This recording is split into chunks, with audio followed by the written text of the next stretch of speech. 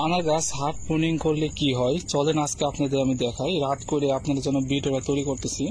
প্রথমত আপনারা গাছের একটা শেপ দেখেন। আমরা এই গাছটা ছোট অবস্থায়, একদম ছোট অবস্থা থেকে একটা দারুণ একটা আমরা শেষে আনছি। দেখেন কি সুন্দর একটা মোটা দাদা, মনে হয় যে এটা কাঠ ভাঙানো যাবে, ঠিক না? সুন্দর একটা শেপ দিয়েছি। এখান থেকে কিন্তু প্রচুর আমরা ব্রাঞ্চ বের করছি। এখন দেখেন আমরা এই গাছটা প্রায় 1.5 বছর পর আমরা হার্ড প্রুনিং করছি। হার্ড প্রুনিংটা জিনিসটা কেমন, গাছটা আমরা একটা নির্দিষ্ট মাত্রায় খাটো করে ফেলছি। আমাদের ছাদ বাগানে কিন্তু গাছ অনেক বড় রাখা যাবে না, কেননা এখানে অনেক ঝড় বাতাস আসতে গাছগুলো ফেলে দিতে পারে। আনার গাছগুলো ডালগুলো খুবই নরম হয়ে থাকে, যার কারণে গাছ কিন্তু হার্ড প্রুনিং এ রাখতে হয়। যেমনটা আমরা বড়ি গাছ, যেমন বড়ি খাওয়ার পরে তারপর ডালগুলো আমরা কাটিং করে দেই, তারপর নতুন যে ডালপালা আসে সেখানে সুস্থ সবল ফল আসে।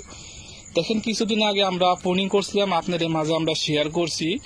এখন দেখেন কি অবস্থা বর্তমানে, আপনাদের সরজমিনেই দেখায়।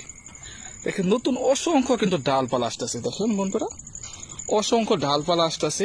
এখন আমি যখনই ছাদে আসি তখনই এইরকম বাঁশের মাথাগুলো আমি পিঞ্চিং করে দেই, প্রত্যেকটা মাথা পিঞ্চিং করে দেই, যেমনটা দেখাই।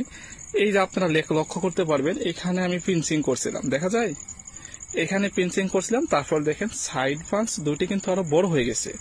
এখন আমি কি করব, একদম এখানে পিঞ্চিং কিন্তু করা যাবে না, তাহলে কিন্তু এই ডালগুলো আবার লিকলিকে হয়ে যাবে। আপনারা নির্দিষ্ট মাত্রায়, হয়তো এখানে আপনি এই দেখেন 2টি বাঁশ অথবা 3টি বাঁশের বেশি রাখা যাবে না। 2টি বাঁশ রেখে তারপরে ছাঁটাই করে দিবেন, মানে উপরে ডালটা পিঞ্চিং করে দিবেন। এই দেখেন আমি এখানে বরাবর কয়টা বাঁশ রাখছি, 2টি বাঁশ রাখছি।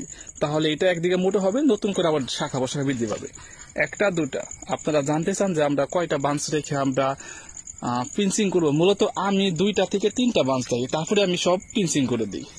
এটা ডালের কতটা মোটা তাজা এটা অনুভব, এটা মানে বুঝে শুনে এই দেখেন প্রত্যেকগুলো আমি পিঞ্চিং করে দিই। ছাদে আসলে আপনারা, ছাদে হয়তো আপনাদের গাছ 2-1টা আছে, আপনারা ছাদে আসলে এইভাবে মাথাগুলো পিঞ্চিং করে দিবেন। এরপরে কি শুধু পিঞ্চিং করলে হবে? পিঞ্চিং করলে হবে না, আমাদের 2টি ওষুধ কিন্তু খুবই গুরুত্বপূর্ণ।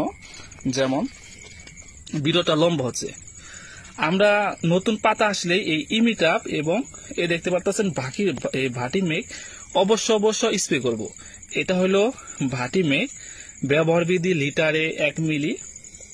এইটা হইলো ইমিটাপ, লিটারে হইলো হাফ মিলি। আপনারা স্প্রে করবেন। প্রশ্ন করতে পারেন যে ভাইয়া কোন পর্যায়ে গেলে আমরা স্প্রে করব। আপনারা আমাদের এই গাছটা খেয়াল করে দেখতে পারেন, হার্ড প্রুনিং করছি। দেখেন দূর থেকে দেখায়, গাছটা কিন্তু হার্ড প্রুনিং করছি। হার্ড প্রুনিং করার পর দেখেন কতগুলো নতুন নতুন বাঁশ আসতেছে, খুব দ্রুত করতে বড় হচ্ছে।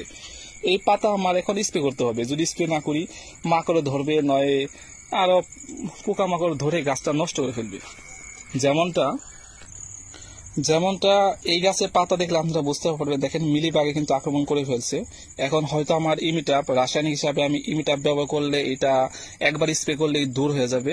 তাছাড়া যদি আমি জৈবভাবে ব্যবহার করি তাহলে নিম তেলটা লিটারে 1 মিলি হারে ব্যবহার আপনি করতে পারেন। 3 দিন পর আপনি 2-3 বার স্প্রে করেন, দেখবেন যে গাছগুলা পোকামাকড় গুলা সব চলে গেছে।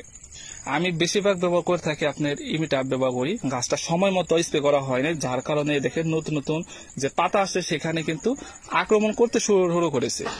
আপনারা সবসময় চেষ্টা করবেন যে এইরকম নতুন নতুন ডালপাল আসার সাথে সাথে আপনারা মাকড়নাশকটা এবং সাথে ইমিটাপটা স্প্রে করবেন, যাতে গাছগুলো কখনো আর মাকড় আক্রমণ করবে না।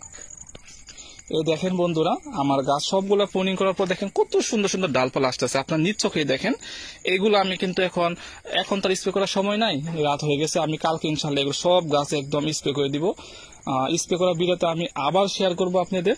আর আপনারা সবসময় ছোট গাছটি একদম আস্তে আস্তে প্রুনিং এর মাধ্যমে ঘাসগুলো সুন্দর একটা স্ট্রাকচার দিবেন।